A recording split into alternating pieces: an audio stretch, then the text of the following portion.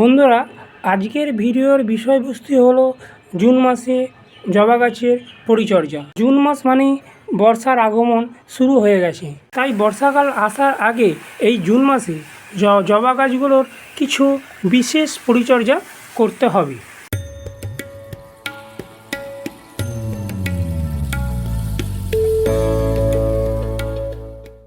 নমস্কার বন্ধুরা, ভারত এবং বাংলাদেশ যে যেখান থেকে দেখছো না কেন, সঞ্জয় হর্টিকালচারের পক্ষ থেকে জানাই তোমাদের স্বাগত। এবং যারা নতুন আমার এই ভিডিওটা দেখছো তাদেরকেও জানাই সঞ্জয় হর্টিকালচারের পক্ষ থেকে স্বাগত। অতিরিক্ত গরমে আমরা জবা গাছের যে পরিচর্যা করতাম, সেই পরিচর্যাগুলোর মধ্যে কিছু তোমাদের পরিবর্তন আনতে হবে। আজকের ভিডিওতে আমি জবা গাছ সংক্রান্ত কিছু টিপসের কথা বলবো। কথাগুলো আমি বলবো, সেই টিপসগুলো যদি ফলো না করা যায় তাহলে বর্ষাকালে জবা গাছগুলো ক্ষতির সম্ভাবনা অনেকটা বেড়ে যাবে। তাই আমি অনুরোধ করব যে আজকের ভিডিওটা তোমরা স্কিপ করে দেখো না। স্কিপ করে দেখলে কী হবে, তোমরা ভিডিওটার কিছুই বুঝতে পারবে না। বন্ধুরা, গ্রীষ্মের অতি জনপ্রিয় গাছ হচ্ছে এই জবা গাছ। তাই জুন মাসের প্রথমের দিকে আমরা যদি বিশেষ পরিচর্যা এই জবা গাছগুলোতে করতে পারি, তাহলে আগামী দিনে আমরা এই জবা গাছ থেকে প্রচুর পরিমাণে ফুল পেতে পারবো। গ্রীষ্মকালে যে পরিচর্যাটা আমরা জবা গাছগুলোর ক্ষেত্রে করতাম, সেই পরিচর্যাটা কিন্তু এই বর্ষাকালেতে করা যাবে না। বর্ষাকালে জবা গাছগুলোর ক্ষেত্রে নানা রকম প্রবলেম দেখা যায়। বিশেষ করে পুনে ভ্যারাইটি বা ব্যাঙ্গালোর ভ্যারাইটি যে জবা গাছগুলো আছে, সেই গাছগুলোতে নানা রকম প্রবলেম দেখা যায়। তাই আজকে তোমাদের কিছু টিপসের কথা আমি বলবো, যে টিপসগুলো ফলো করলে তোমাদের জবা গাছগুলো খুব ভালো থাকবে। টিপস নম্বর ওয়ান হচ্ছে, জবা গাছগুলোতে আমরা গ্রীষ্মকালে কী করি, জবা গাছগুলো যাতে জবা গাছের মাটিটা যাতে শুকনো না হয়, যাতে ময়েস্ট থাকে, ওই জন্য আমরা জবা গাছের মাটিতে কোকোপিট কিংবা ভার্মি কম্পোস্ট কিংবা 1 বছরের পচানো পুরনো গোবর সার দিয়ে থাকি। কিন্তু বর্ষাকাল আসার আগে এই জিনিসটা করলে হবে না। মানে গাছের মাটিতে কোকোপিট বা ভার্মি কম্পোস্ট বা পাতা পচা সার বা গোবর সার এরকম কিছু মালচিং করা যাবে না। টিপস নম্বর 2 হলো, গাছে বর্ষাকালে যখন প্রচণ্ড পরিমাণে বৃষ্টি হবে, তখন কিন্তু যতই তোমাদের টবের ড্রেনেজ সিস্টেমটা ভালো থাকুক না কেন, প্রচণ্ড পরিমাণে বৃষ্টি হলে কী হবে, টবের মধ্যে জলটা জমে যায়। কিন্তু এখানে কি করতে হবে, এখানে প্রথমেই তোমাদের টবের নিচের দিকটা এই হোলটা আছে, এই হোলের নিচ দিয়ে যদি শিকড় বেরিয়ে যায়, সেই শিকড়গুলো কেটে পরিষ্কার করে দিতে হবে। মানে হোলের মুখটাকে পরিষ্কার রাখতে হবে। পরিষ্কার রাখলে কী হবে, জলটা জমবে না। টিপস নম্বর 3 হচ্ছে, যখন এই ফুলগুলো ফুটে যাওয়ার পরে দেখো এগুলো শুকনো হয়ে গেছে, এইগুলো কিন্তু গাছের মধ্যে রাখলে হবে না। এইগুলো গাছের মধ্যে রাখলে কী হবে, যখন ফুলটা খসে পড়ে যাবে, টবের মধ্যে যখন পড়ে যাবে, তখন কিন্তু এইখান থেকে ফাঙ্গাস হওয়ার একটা সম্ভাবনা থেকে যায়। ওই জন্যে ফুলগুলো হয়ে যাওয়ার পর ফুলগুলোকে তুলে নিতে হবে। টিপস নম্বর 4 হচ্ছে, এখানে দেখো যখন প্রচণ্ড বৃষ্টি হবে, তখন কিন্তু গাছের গোড়াটাতে এরকম ফাঙ্গাস লেগে যেতে পারে প্রচণ্ড বৃষ্টির সময়। তাই এই গাছের গোড়াটাতে আমি একটু সাব ফাঙ্গিসাইড এইভাবে লাগিয়ে দিলে কী হবে, গাছের গোড়াতে যদি বৃষ্টির জলটা লাগে, তাহলে কিন্তু কোনো রকম ফাঙ্গাসের আক্রমণ হবে না। এই ফাঙ্গিসাইডটা এইভাবে লাগিয়ে দিতে হবে। এই কাজগুলো তোমাদের জুন মাসের প্রথমের দিকেই করে নিতে হবে। বর্ষাকালে করলে কী হবে, ধুয়ে চলে যাবে বৃষ্টির সময়। ওই জন্য জুন মাসের প্রথমে এই কাজগুলোকে তোমাদের সেরে ফেলতে হবে। টিপস নম্বর 5 হলো, গাছেতে যদি এরকম পচা পাতাগুলো প্রচুর যদি পড়ে যায়, সেই পাতাগুলোকে সরিয়ে ফেলতে হবে। কারণ পাতাগুলো যদি পচে মাটির মধ্যে থাকে, তাহলে একটা ফাঙ্গাসের একটা সম্ভাবনা থেকে যায়। ওই জন্য পুরনো পাতা যদি গাছের টবেতে থাকে, সেইগুলোকে এইভাবে সরিয়ে ফেলতে হবে। বা টবেতে যদি কোনো আগাছা জন্মে থাকে, সেইগুলোকেও এরকমভাবে তুলে ফেলতে হবে।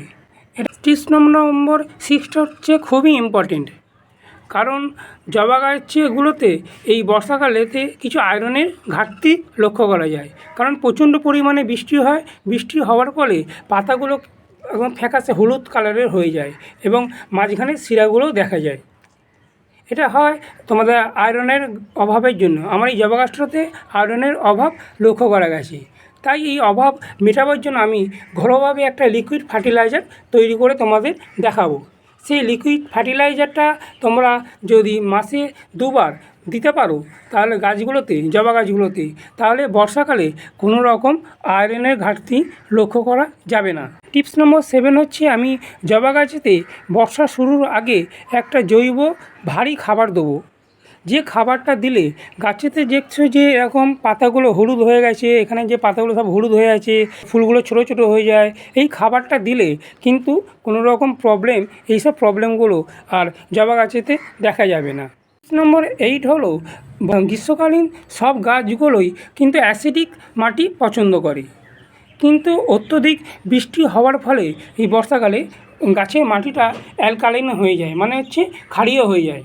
তাই ক্ষারীয় ভাব কাটাবার জন্য এবং মাটিটাকে অ্যাসিডিক করার জন্য মাসে 1বার করে ভিনিগার, যে ভিনিগার আমরা খাই সেই হোয়াইট ভিনিগার 1 লিটার জলে 1 চামচ দিয়ে, তার থেকে 10 ইঞ্চি টব হলে 500 ml এবং 6 ইঞ্চি বা 8 ইঞ্চি টব হলে 250 ml করে দিতে হবে।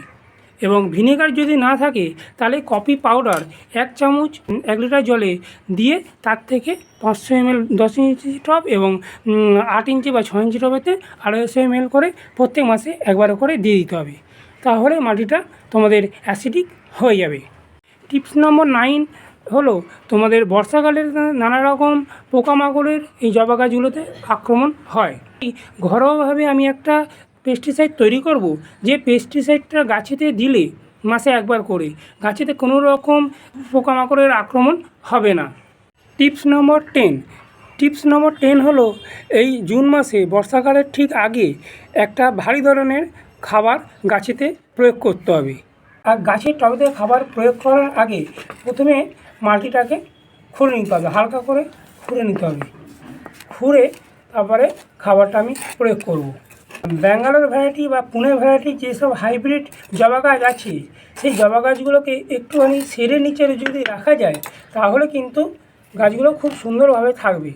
পুনে ভ্যারাইটি বা ব্যাঙ্গালোর ভ্যারাইটির যেসব জবা গাছ আছে, সেই জবা গাছগুলো বৃষ্টির জল লাগলে কিছুটা প্রবলেম দেখা যায়। বৃষ্টির জল যদি লাগে গাছেতে তাহলে কিন্তু গাছেতে কিছু প্রবলেম দেখা যায়। যেভাবে মাটিটা খুঁড়ে ওপরের দিকে তুলে দিচ্ছি, তোমরা এইভাবেও মাটিটা খুঁড়ে উপরের দিকে তুলে দিতে পারো, কিংবা টবের উপর থেকে মাটিটাকে তুলে তারপরে খাবারটা তোমরা প্রয়োগ করতে পারো। এবার আমি যে খাবারগুলো গাছে দিয়ে দেবো তোমাদের একটা একটা করে বলছি। এখানে আমি দিচ্ছি, দেখো এখানে দিচ্ছি আমি 1 চামচ হাড়ের গুঁড়ো, এখানে দিচ্ছি আমি 1 চামচ হাড়ের গুঁড়ো, আর এখানে দিচ্ছি আমি 1 চামচ হিউমিক অ্যাসিড। আর এটা যেটা দেখছো, এটা হচ্ছে তোমার সবজি পচানোর পরে যে অবশিষ্ট অংশটা পড়ে থাকে, সেই অবশিষ্ট অংশটাকে শুকিয়ে আমি এটা দিচ্ছি 1 চামচ, কারণ এর মধ্যে নানা রকম মাইক্রোনিউট্রিয়েন্ট থাকে। এরপর দিচ্ছি আমি 1 চামচ শিংকুচি, আর তারপরে দিচ্ছি এখানে আমি 1 চামচ লেদার মিলটা অপশনাল, লেদার মিলটা যদি থাকে দিও, আর না হলে শিংকুচিটা দিতে পারো। আর এরপরে দিচ্ছি আমি এখানে 1 চামচ ডিমের গুঁড়ো, ডিমের যে খোসা হয় ডিমের খোসার গুঁড়ো 1 চামচ। আর এখানে দিচ্ছি আমি 1 চামচ ম্যাগনেসিয়াম সালফেট। আর এখানে দিচ্ছি যে জিনিসটা দেখছো, এই জিনিসটা এটা হচ্ছে কলা খোসার গুঁড়ো, এটা দিচ্ছি আমি 1 চামচ। কলা খোসার গুঁড়োটা দিলে কী হবে, গাছেতে ফুলের সংখ্যাটা অনেক বৃদ্ধি পাবে। আর এরপরে এখানে দিচ্ছি 1 চামচ আমি নিম খোল। আর সব শেষে দিচ্ছি এখানে আমি 1 চামচ ফাঙ্গিসাইড, যে কোনো ফাঙ্গিসাইড তোমরা 1 চামচ দেবে। দিয়ে পুরো মিশ্রণটাকে আমি মিশিয়ে নেবো। এইভাবে পুরো মিশ্রণটাকে মিশিয়ে টবের চারপাশে আমি দিয়ে দেবো।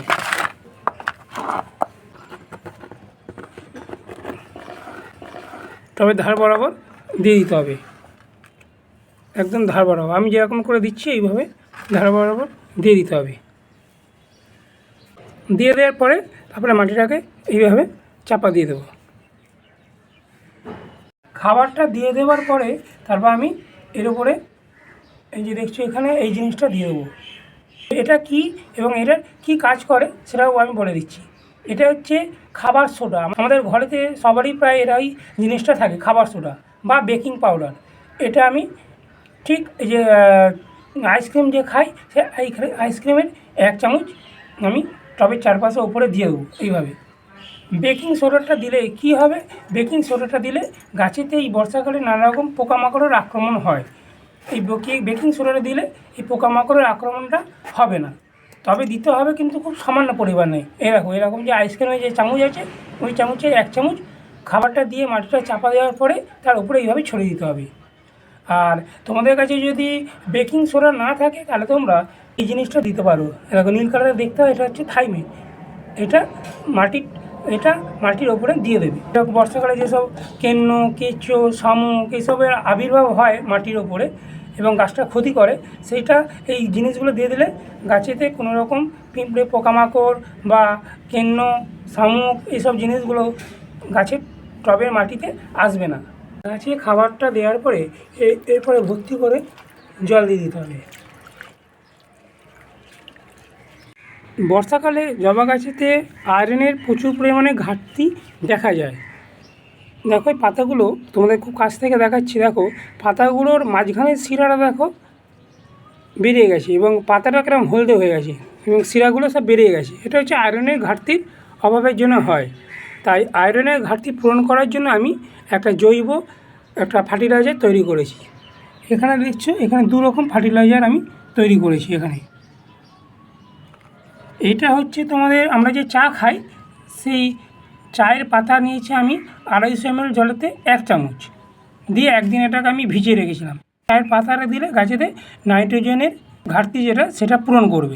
আর এটা দিয়েছি আমি আয়রনের অভাব পূরণ করার জন্য। অনেকের বাড়িতেই এরকম জং ধরা লোহা থাকে। এরকম দেখো জং ধরা লোহা আছে, রেখে দিয়েছিলাম আমি এরকম সব জং ধরা লোহা। এটা আমি 250 ml মতো জলেতে একদিন পুরো ভিজিয়ে রেখেছিলাম। ভিজিয়ে রাখার পরে জংগুলো সব ছেড়ে গেছে এবং এই জলটা আমি গাছেতে দেবো আয়রনের ঘাটতি পূরণ করার জন্যে। তোমাদের কাছে যদি এরকম জং ধরা লোহা যদি না থাকে তাহলে তোমরা এই জিনিসটা দিতে পারো। এটা হচ্ছে চিলটেড আয়রন। এটা রাসায়নিক। তোমরা যেখানে গাছের ওষুধ বিক্রি হয় সেখানে গিয়ে বলবে আমাকে একটা চিলটেড আয়রন দাও, তাহলেই ওরা দিয়ে দেবে। কিংবা তোমরা অনলাইনে সার্চ করবে চিলটেড আয়রন লিখে, তাহলেই এই কেমিক্যালটা তোমরা পেয়ে যাবে। এটা 1 লিটার জলে 2 গ্রাম দিয়ে বিকেলের দিকে গাছটাকে পুরো স্প্রে করে চান করে দেবে গাছের পাতাতে এবং বাকি জলটা টবের মাটিতে ঢেলে দেবে। এটা করতে হবে মাসে 2 বার। এখানে চায়ের পাতাটা ছেঁকে নেব। চায়ের পাতাটাকে ছেঁকে নেওয়ার পরে এখানে যে লোহা বেজনের যে জলটা আছে এটা তারপরে ছেঁকে নেব। দুটো একসাথে মিশিয়ে নিলাম। টোটাল 250 ml 500 ml হয়ে গেল এবং এর সাথে আরও আমি 500 ml মতো জল মিশিয়ে নেব। তাহলে হয়ে গেল টোটাল 1 লিটার। এখানে 1 লিটার মতো আমার জল তৈরি হয়ে গেল এবং 8 ইঞ্চি এবং 6 ইঞ্চি টবেতে এটা আমি দেবো 250 ml করে। যদি তোমাদের বড় টব হয় তাহলে তোমরা 500 ml মতন টবের চারপাশে দিয়ে দেবে। বন্ধুরা, বর্ষাকালেতে জবা গাছেতে নানা রকম পোকামাকড়ের আক্রমণ দেখা যায়, যেমন মিলিবাগ, অ্যাফিডস, মাইটস এইসব আক্রমণ অনেকটা বেড়ে যায় এই বর্ষাকালে। তাই আমি একটা ঘরোয়াভাবে একটা কীটনাশক তৈরি করেছি। এই কীটনাশকটা মাসে 1 বার করে দিলেই গাছেতে এইসব যে পোকামাকড়ের আক্রমণ হবে না। এটা যেটা দেখছো এটা হচ্ছে রসুন ভেজানো জল। আমি 7-8 কোয়া রসুন নিয়েছি, নিয়ে ওটাকে থেঁতো করে 1 লিটার জলেতে একদিন আমি পুরো এটাকে ভিজিয়ে রেখেছিলাম। এই জলটাকে আমি প্রথমে ছেঁকে নেব। ছেঁকে তারপর গাছেতে বিকেলের দিকে গাছেতে আমি স্প্রে করব। পুরো গাছটাকে স্প্রে করে চান করে দেবো এবং এই কাজটা করতে হয় মাসে 1 বার। পোকা গাছেতে আক্রমণ করুক বা না করুক, এটা অবশ্যই করতে হবে। এরপরে এইভাবে পুরো গাছটাকে স্প্রে করে চান করে দিতে হবে। বন্ধুরা, জবা গাছের মাটিতে এই জৈব খাবারটা দেওয়ার পরেও আরও কিছু কাজ এই জবা গাছের করতে হবে। আমি যে জৈব কীটনাশকটা দেখিয়েছিলাম সেই কীটনাশকটা যদি তোমরা না দিতে চাও তাহলে একটা জৈব কীটনাশক বাজারে পাওয়া যায়, সেটা হলো কাকা। সেই কাকা 1 লিটার জলে 2 ml দিয়ে মাসে 2 বার সন্ধ্যের দিকে গাছের পাতাতে স্প্রে করে দিতে হবে। তাহলেই কোনো রকম পোকামাকড় গাছেতে আক্রমণ করবে না। আর মাসে 1 বার করে তোমাদের মাইক্রো নিউট্রিয়েন্ট বা অনুখাদ্য গাছেতে স্প্রে করতে হবে, গাছের পাতাতে। সেটা যদি ডাস্ট আঁকড়া থাকে যেমন মোবোমিন, ওটা 1 লিটার জলে 2 গ্রাম। আর যদি তোমার সাগরিকা বা অ্যাগ্রোমিন গোল্ড এরকম ধরনের লিকুইড অনুখাদ্য থাকে, সেটা 1 লিটার জলে 30 ফোঁটা দিয়ে রোদ্দুর ওঠার আগে, মানে সকালের দিকে যখন রোদ্দুর উঠবে না তখন, কিংবা বিকেলের দিকে তোমাদের স্প্রে করে দিতে হবে গাছের পাতাতে। তাহলে গাছেতে যে অনুখাদ্যের যে ঘাটতি যদি থেকেও থাকে, তাহলে অনুখাদ্যটা যদি গাছেতে স্প্রে করা যায় সেইগুলো আর থাকবে না। বন্ধুরা, এই ছিল আজকের ভিডিওর বিষয়বস্তু। ভিডিওটা যদি তোমাদের ভালো লেগে থাকে অবশ্যই একটা লাইক করো, শেয়ার করো আর কমেন্ট করো। আর চ্যানেলে যদি তোমরা নতুন বন্ধু হয়ে থাকো তাহলে অবশ্যই আমার চ্যানেলটাকে তোমরা সাবস্ক্রাইব করো। পাশে থাকা বেল আইকনটা অবশ্যই প্রেস করে দিই। তোমাদের যদি গাছ সংক্রান্ত, জবা গাছ সংক্রান্ত যদি কোনো প্রশ্ন থেকে থাকে তাহলে অবশ্যই কমেন্ট বক্সে গিয়ে কমেন্ট করো, আমি তার যথাযথ উত্তর দেওয়ার চেষ্টা করব। সবাই তোমরা বন্ধুরা খুব ভালো থেকো, সুস্থ থেকো এবং প্রচুর পরিমাণে তোমরা গাছ লাগাও। নমস্কার।